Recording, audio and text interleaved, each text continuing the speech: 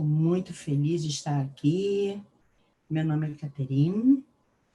Esse é meu sinal. Por que esse sinal?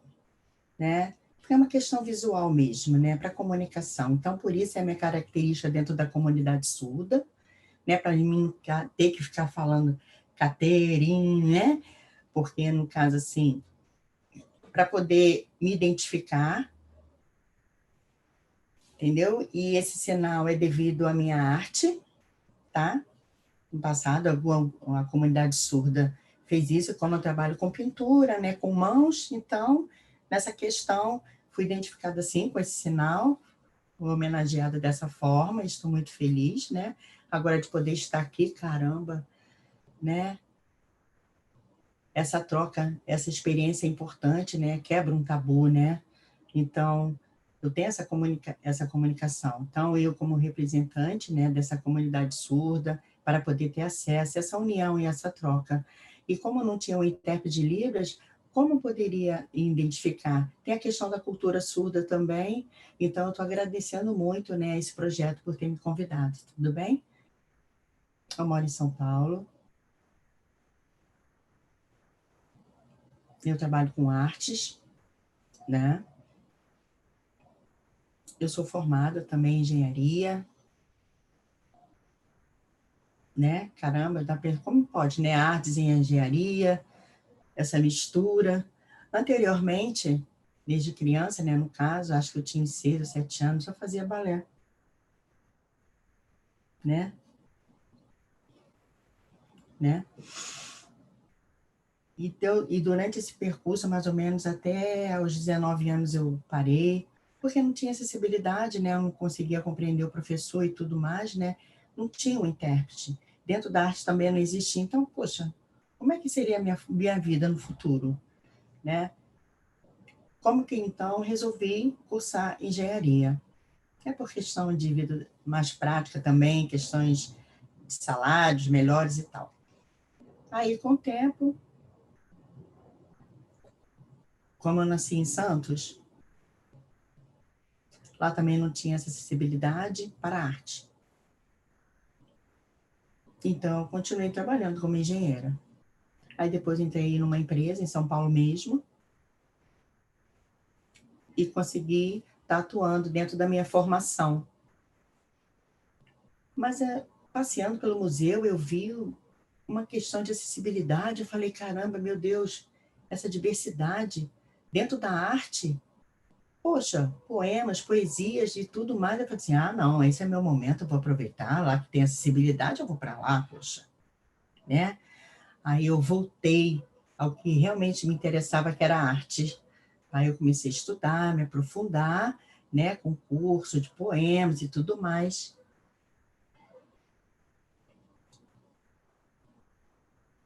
E eu fiquei muito feliz, porque parecia que eu poderia trabalhar o meu corpo, né, uma questão visual. Não só a questão da Libras, mas também trabalhar o corpo como em conjunto, com a língua de sinais. Então, através do poema, comecei a atuar dentro. Acho que foi em 2014, né? Que eu comecei a atuar com o corpo mesmo, né? Fazer o slam. Então, acho que deu esse início. Para um público surdo mesmo. Um grupo ouvinte. Quer dizer, desculpa, para um grupo ouvinte. Então, comecei a atuar dentro, eu como surda, dentro desse espaço ouvinte, em 2014. Tem um pouquinho de tempo, né? Acho que entrou aqui em 2010, eu acho, o slam, se eu não me engano. Acho que iniciou assim. E agora, o slam com surdo foi em 2014. Foi eu que iniciei, no caso. Acho que foi a primeira, se eu não me engano. Acho que não tinha. Então, qual é o objetivo, né? Trabalhar esse movimento do corpo, né? Foi uma luta constante do surdo para essa questão. E eu tinha esse objetivo, né? Parecia que faltava essa acessibilidade. Então, foi uma luta constante, no caso, como está tendo agora. Foi uma luta. Então, para a minha vida mesmo, para quebrar essas limitações, entrar com a arte, foi importante. Então, como que eu iria fazer? como que eu iria traduzir meus poemas? Essa força, né? A questão do feminismo também é uma luta constante para nós. E eu não conseguia, né? Dentro do nosso país, acho que é o terceiro, o Islã, acho que, se eu não me engano, acho que é o terceiro país aqui, no caso. Para eu poder me informar e tudo mais aqui. E com esse grupo ouvinte mesmo, tá? No caso, eu entrei para esse grupo e iniciei. E consegui desenvolver, algumas pessoas começaram a me chamar para poder atuar dentro da arte. Aí eu fui desenvolvendo, fazendo essa entrevista, né? As oficinas e tudo mais, com as palestras de teatro e tudo mais. Essa diversidade mesmo. Aí eu fui desenvolvendo. E hoje estou aqui, né? Só resumidamente a minha história. Então, no caso, agora eu vou apresentar um poema.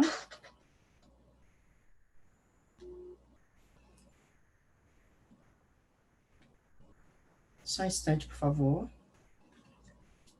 Vou pegar o texto dela para poder coincidir exatamente com a língua de sinais dela, para eu não poder estar trocando uma palavrinha, tudo bem? Que esse é meu tema.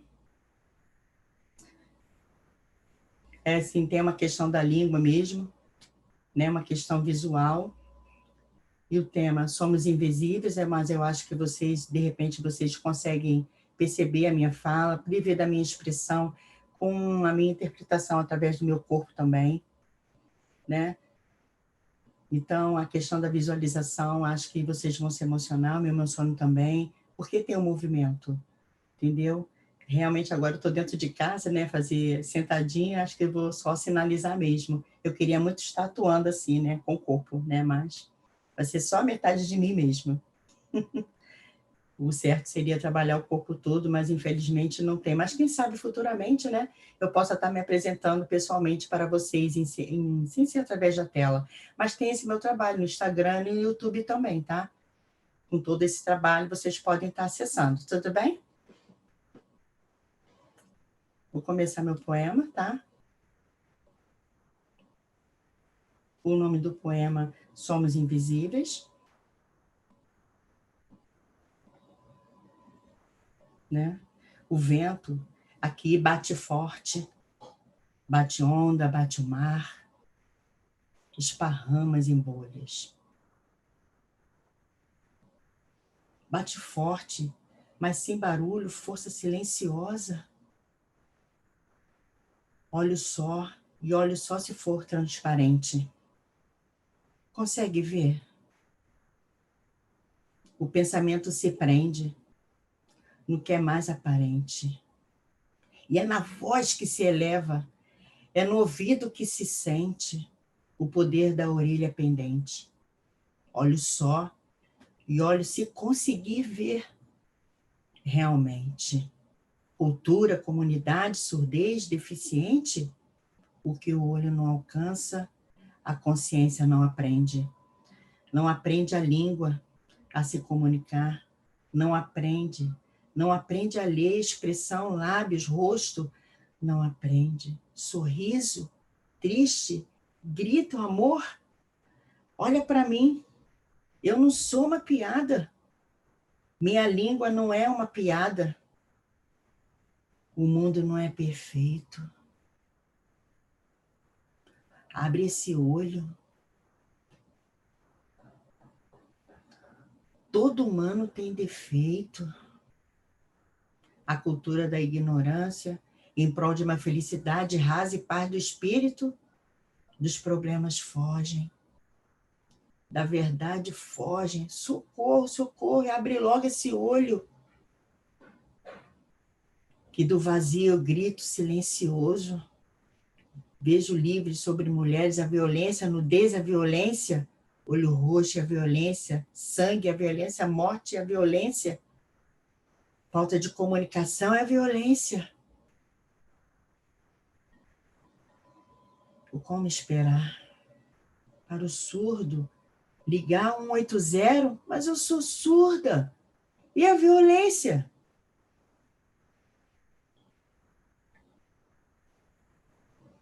Liga e fala, Central de Libras, ufa, 14 pessoas na linha, com fila de espera para ser atendida. E a violência? É impossível. Aqui o vento bate forte, bate memória, bate tempo, o tempo. Não tinha acessibilidade, o tempo era 2002.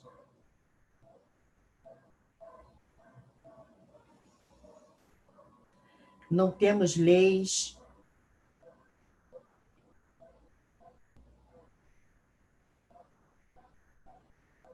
O tempo era 2001, para começo de conversa.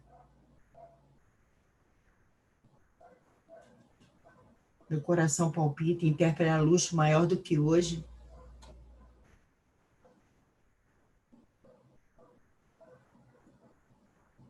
O tempo era agora.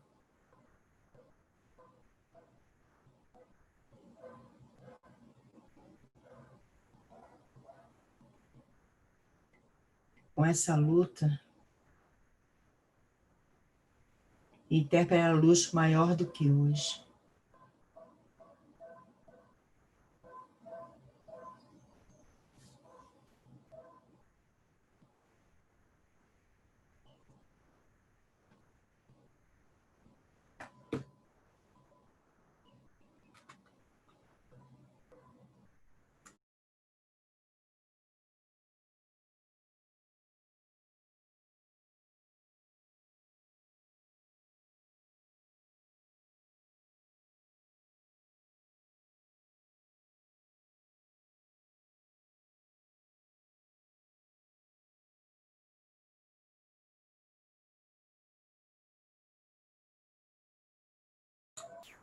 Ah, certo, agora sim.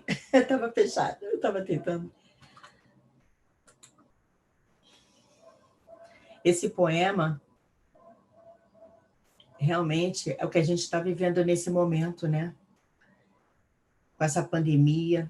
Então, acho que eu posso falar assim, um pouco sobre isso, né? Sobre o meu personagem mesmo. A questão da língua, essa mistura português com língua de sinais, né? E hoje esse é o momento, vamos aproveitar, não é verdade?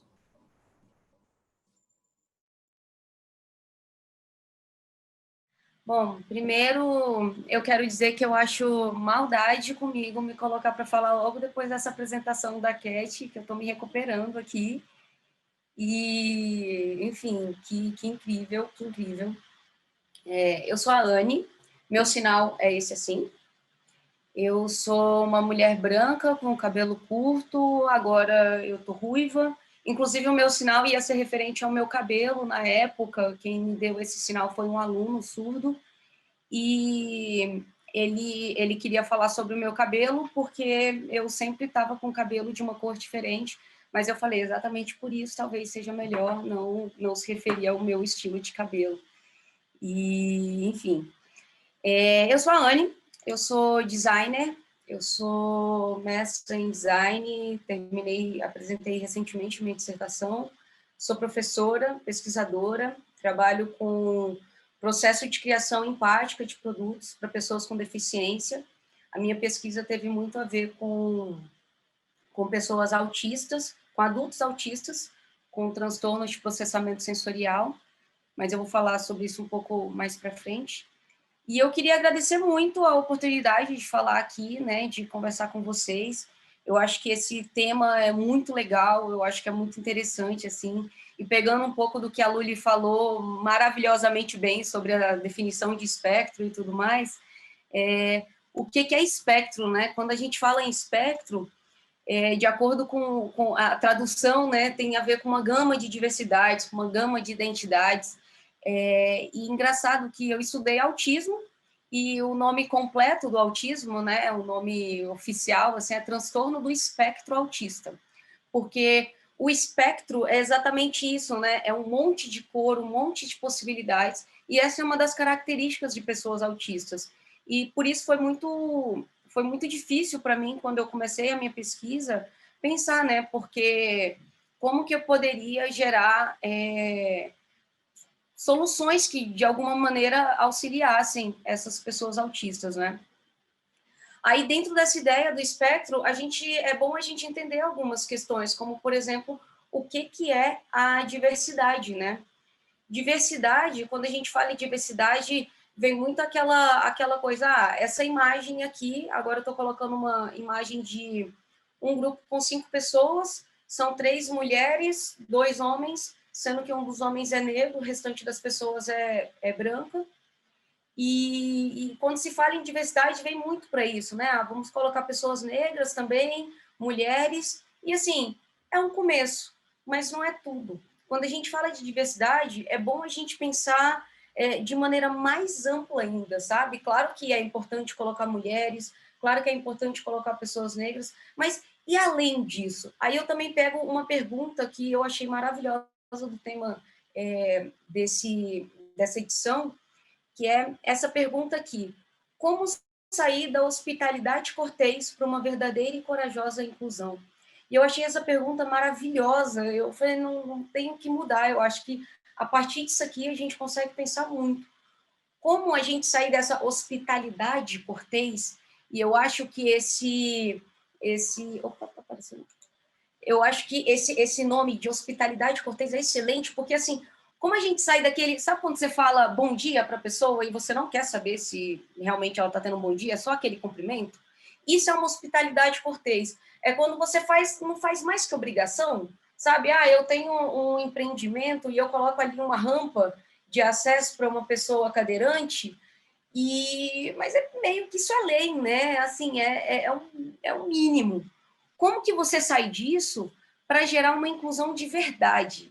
Para incluir pessoas diferentes, para incluir aí aquela diversidade. Como que a gente pode fazer isso? E aí, quando você fala em inclusão, uma coisa que é muito importante a gente levar em consideração é como gerar acessibilidade, que é essa conversa que a gente teve aqui, né? Como que eu gero acessibilidade? Basta eu colocar rampas? Basta eu colocar um intérprete? É bom, assim, são coisas importantes, são coisas muito válidas. Basta eu colocar, por exemplo, isso aqui, ó, uma vaga para pessoas com deficiência? Bacana também. Mas como gerar mais acessibilidade? Pensando em diversidade, a gente pode pensar que algumas pessoas são disléxicas, algumas pessoas são autistas, algumas pessoas têm baixa visão, mas não são completamente cegas. Como que eu posso pensar nessa questão de inclusão? Como que eu posso pensar em acesso quando eu não sei exatamente por onde falar? Existe alguma fórmula mágica? Aí a gente volta para a diversidade. Como gerar inclusão de verdade?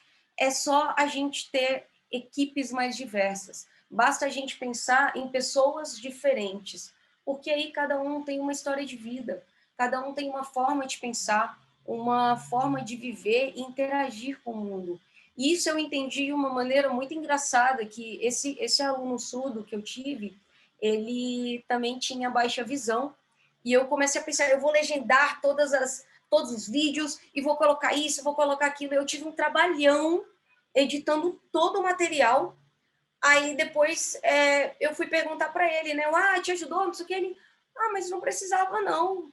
Eu entendo bem o português. Nossa.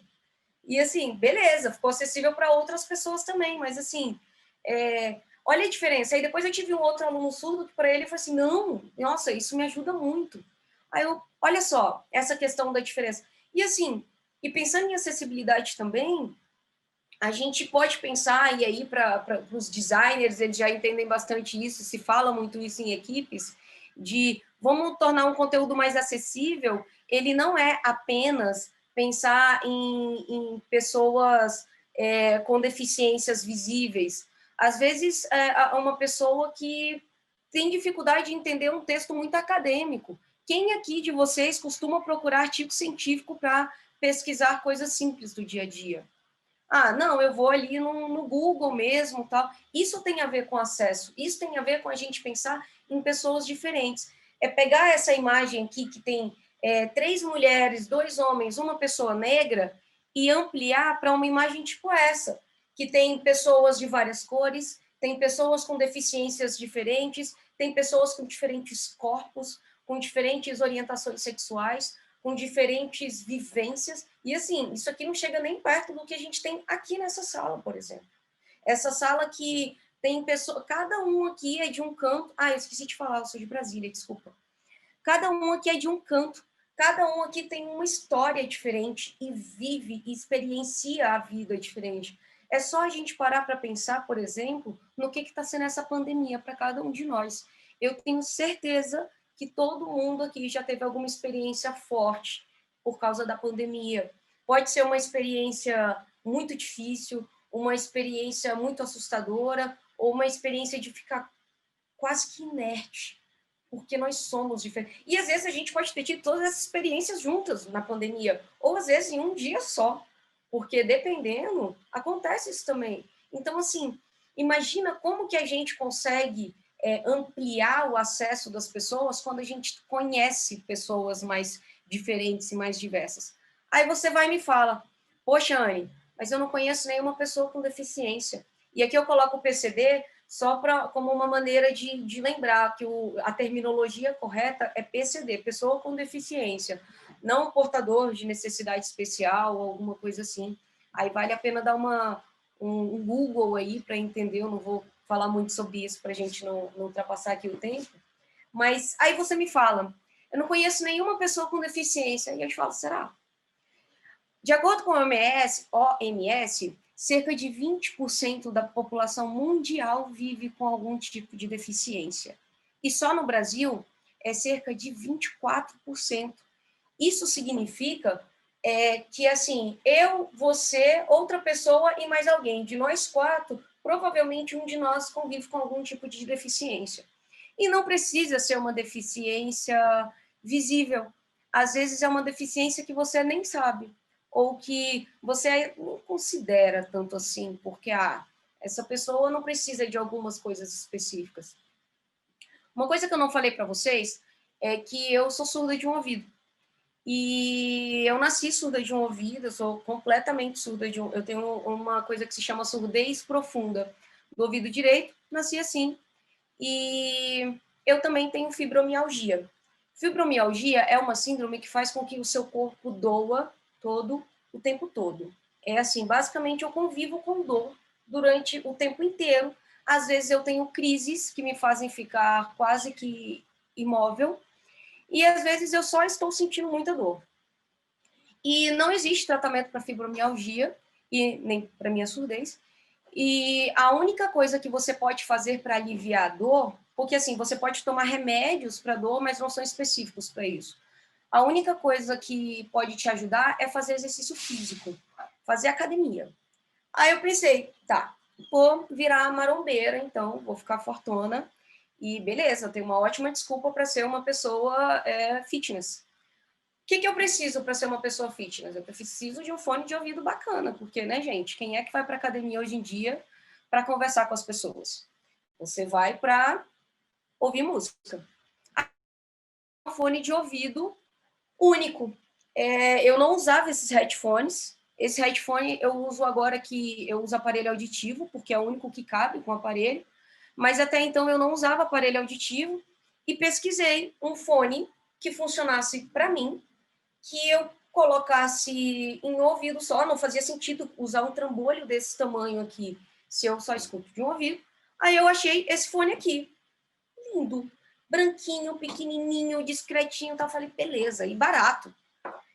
Falei, nossa, é isso. Comprei e fiquei esperando ele chegar. Claro que eu comprei pela internet, porque aí me dá uns dias para falar, não estou indo para academia, porque afinal de contas o meu fone não chegou. Quando ele chegou, falei, beleza, não tenho mais desculpa, vamos colocar o fone. Aí, gente, eu tive uma grande surpresa quando eu percebi que esse fone, ele só cabe de um lado. E adivinha? Ele só cabe do lado que eu não escuto. Ele só funciona no ouvido direito. E aqui eu coloquei essa foto, é uma foto minha de perfil, que eu estou tentando encaixar esse fone no meu ouvido que eu escuto, que no caso é o esquerdo. Aí eu aprendi que, basicamente, se for para você ser surdo só de um ouvido, é melhor que seja do esquerdo, não do direito. Porque aí eu comprei, eu troquei esse fone com outras pessoas que usavam fones de um lado só. Eu experimentei 4. Nenhum deles funcionava no ouvido esquerdo. Vocês já pararam para pensar nisso? Meus amigos já pararam para pensar nisso porque eu comentei sobre isso. Porque lembra da questão da diversidade? Lembra da questão de conviver com pessoas diferentes? Eu sou oralizada. Eu sou uma pessoa surda que não precisa de um intérprete de Libras. Mas isso não significa que eu não demande determinadas situações.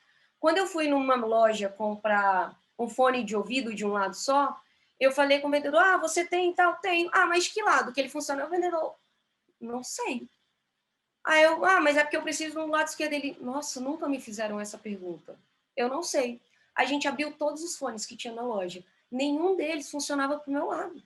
Assim, e assim aconteceu o curioso caso de Anne que não ia à academia. Não foi por minha culpa, eu tentei, mas não deu certo.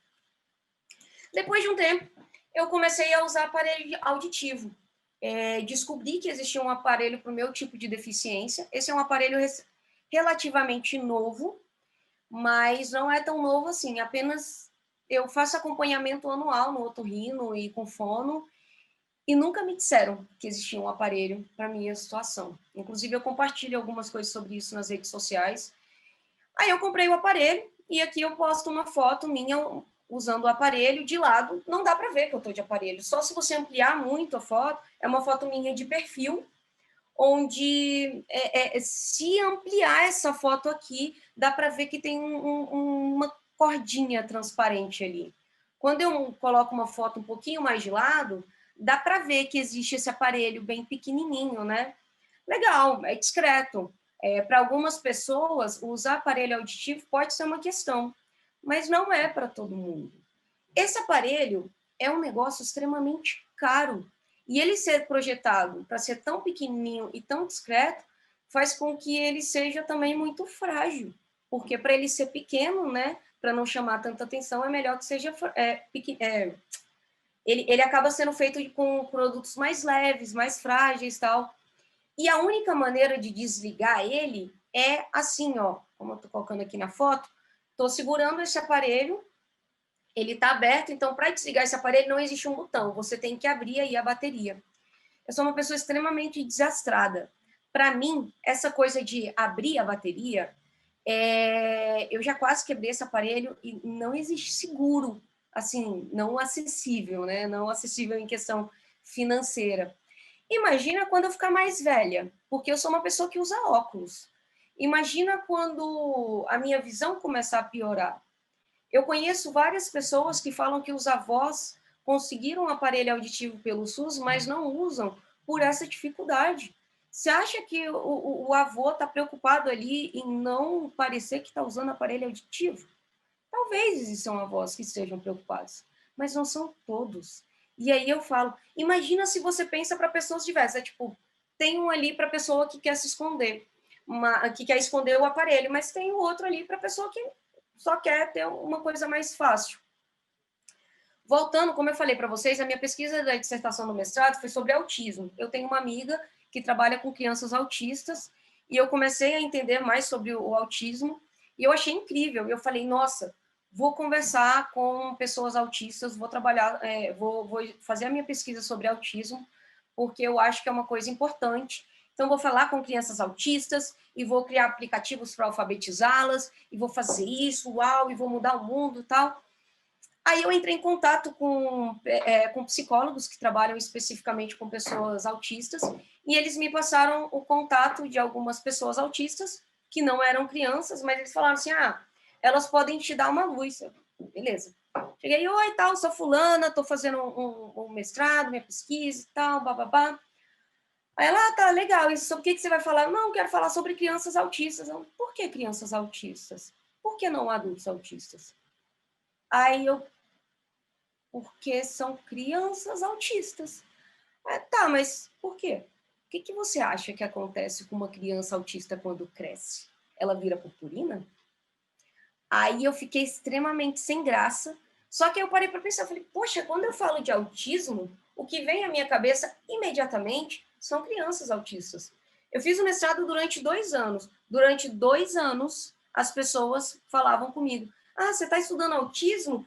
A minha amiga tem uma filha que é autista, ela tem 4 anos. As crianças autistas, e bababá, bababá. E eu percebi que uma coisa muito comum em autista é uma coisa chamada transtorno de processamento sensorial.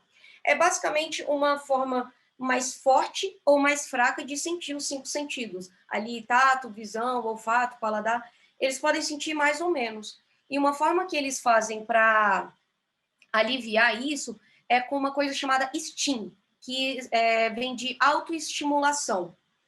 É basicamente, sabe quando a gente está ansioso e fica mexendo a perna? Ou pega uma caneta e fica apertando o tempo todo, ou fica batucando e tal? Isso é um STEAM. É uma maneira que a gente utiliza para aliviar o estresse. Autista também tem isso, só que de uma maneira diferente. E para isso, existem produtos que auxiliam para que eles estejam em lugares diferentes e se aliviem esse estresse. Só que a maioria desses produtos são voltados para criança. Lembra a questão do imaginário popular sobre crianças autistas? Aí eu fui pesquisar e vi que a maioria dos produtos são assim, são infantis. Não é que seja ruim, tudo bem para crianças. Mas e se você é um adulto, está muito nervoso e vai fazer uma entrevista de emprego? Você não vai chegar com um brinquedinho desse. E a minha pesquisa foi para isso. Como que eu posso pensar em acessibilidade? Como que eu posso pensar em diversidade? Em uma deficiência que está dentro de um espectro e gerar, de alguma forma, autonomia. Aí essa foi minha pergunta, como que eu posso aplicar tudo isso? E na minha pesquisa eu utilizei alguns conceitos, como, por exemplo, o co-design. O co-design é uma forma de pensar o design assim, eu tenho uma imagem aqui que tem 3 pessoas, uma pessoa é o usuário final, no meu caso específico seria uma pessoa autista, mas aí você pode colocar para outros usuários. Tem uma outra pessoa que ali é o designer, que é o facilitador do processo, e uma outra pessoa que está fazendo a pesquisa, que é a pesquisadora. E ali no meio eu tenho ferramentas. Então, ao invés de eu criar um produto, de eu criar um processo e depois conversar com o usuário, a gente faz assim, todo mundo trabalha junto durante o tempo todo.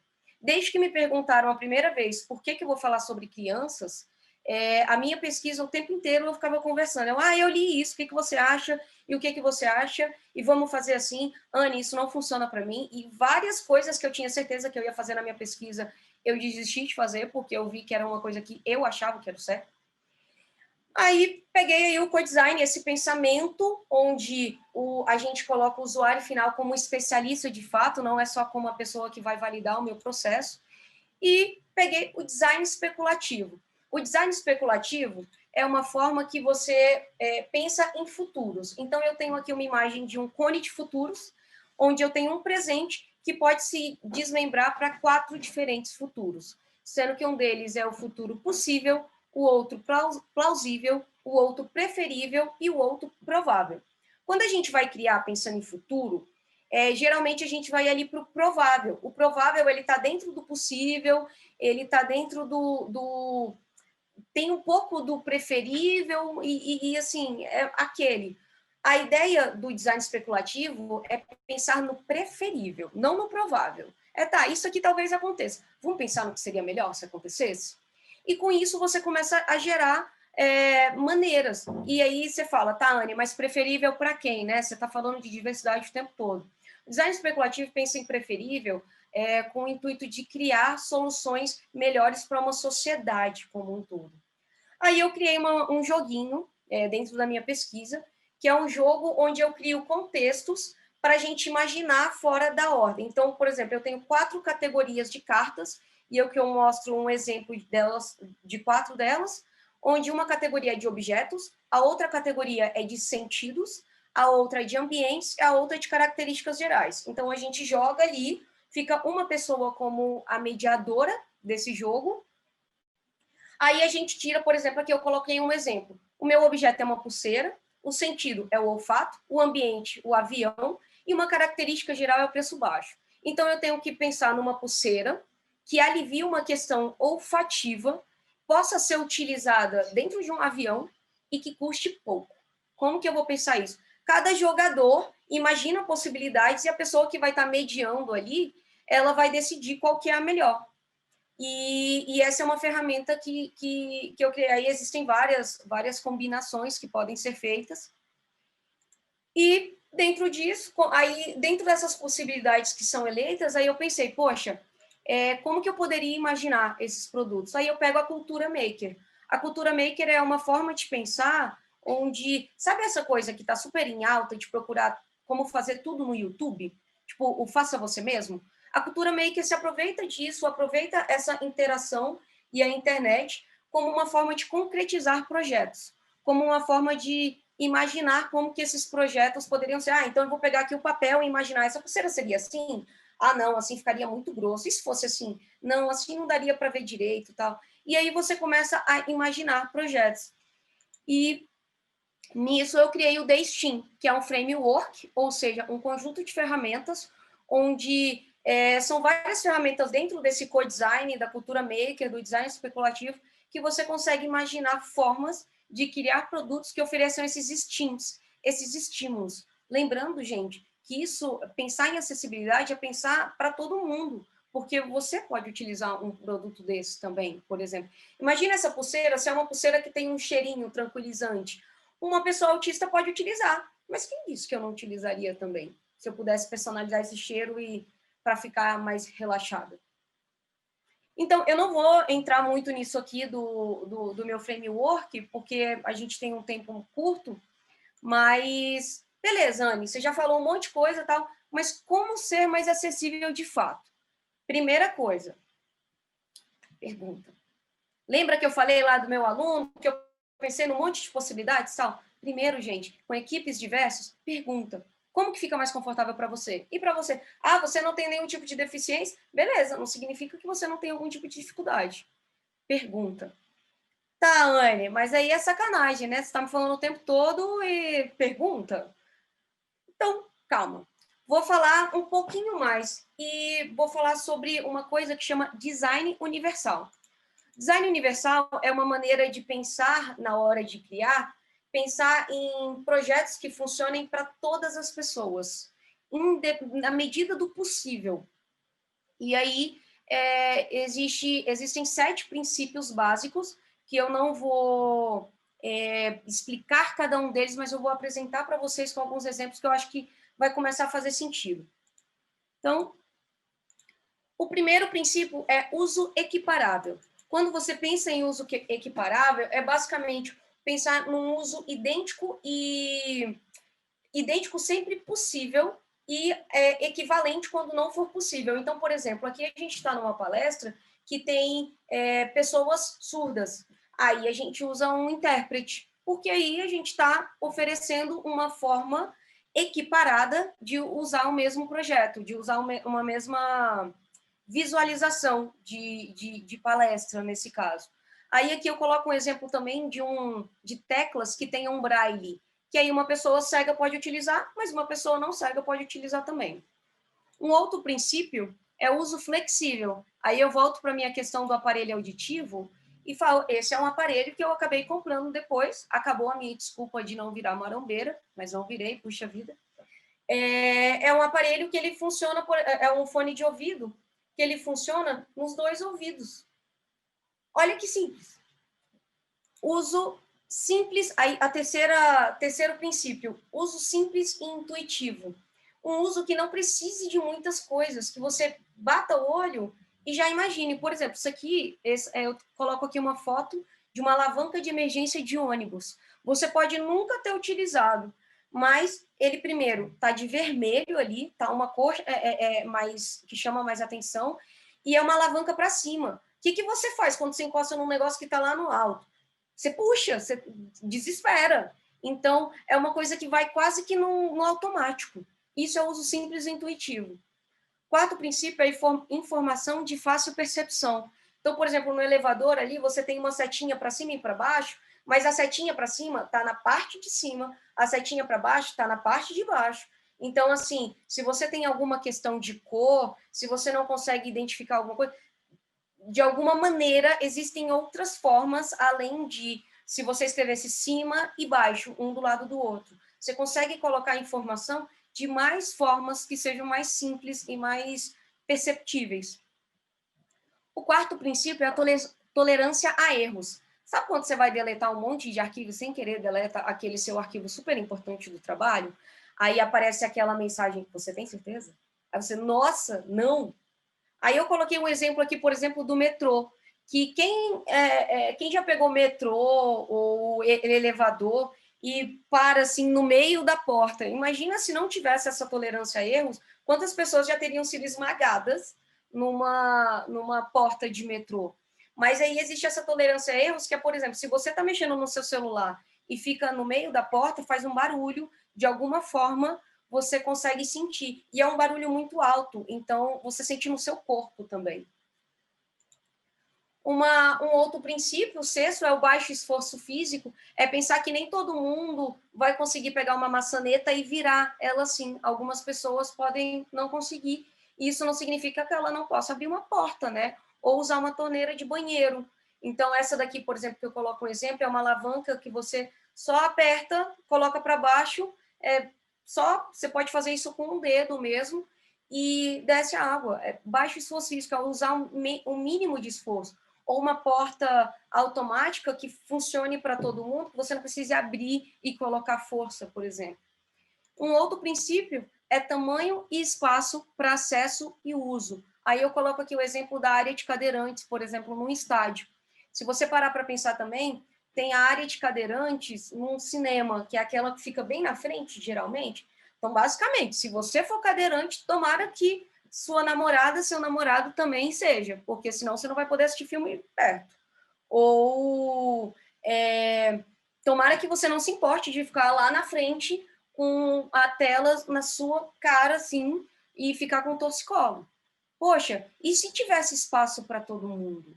Claro que algumas coisas, gente, claro que isso aqui são princípios, é muito difícil colocar tudo isso, mas isso aqui eu apresento para vocês como uma forma de tentar pensar em outras coisas. Assim, pega o fone de ouvido e fala, pô, e se eu usasse um aparelho? Porque, por exemplo, esse meu headphone aqui é um específico que ele é um pouco maior, ele é um pouco mais alto, que aí não machuca, porque machuca. Ou se fosse um mais convencional menorzinho, eu não conseguiria usar com aparelho. E assim, é pensar em pessoas diferentes, é pensar um pouco mais, porque no fundo, acessibilidade é bom para todo mundo. Se você está falando de uma rampa, que nem essa da foto que eu coloco aqui, uma rampa de acesso, claro que vai ser bacana para o cadeirante, mas também vai ser muito legal para a pessoa que está com um carrinho de bebê. Também vai ser muito bacana para um ciclista, ou para um skatista, ou para uma pessoa idosa, que vai passar por ali mais fácil. Funciona para todo mundo. Então, não é que a gente está fazendo boa ação oferecendo acesso. A gente está oferecendo mais oportunidades de pessoas diferentes entrarem em contato com projetos, com produtos, com formas de pensar. É quando coloca uma imagem ali no Instagram, colocar aquele texto alternativo. Ah, não sei fazer isso. Coloca para editar a sua foto depois, aparece um alt ali. Você consegue colocar, essa foto aparece isso aqui. Mas aí, eu estou falando de web, né? Se for web, existem outros princípios que está aí dentro desse site, w3c.br, que aí são outras diretrizes que também vale a pena para quem trabalha com isso. Quer continuar o papo, gente? Já deu meu tempo aqui. É só entrar animendes.com.br, tem o meu Insta também, que é o @animendes. A gente pode continuar conversando sobre isso. E é isso, pessoal. Muito obrigada.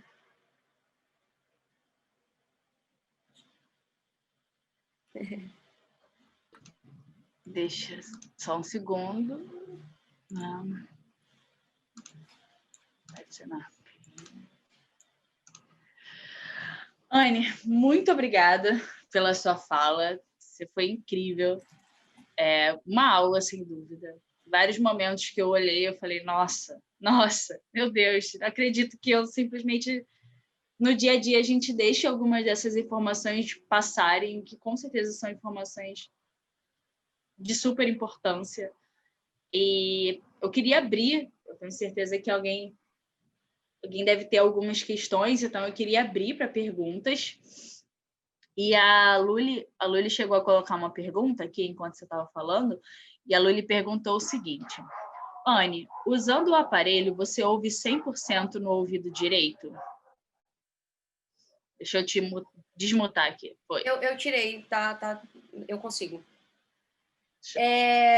Oi, Luli. Não consigo, eu sou surda.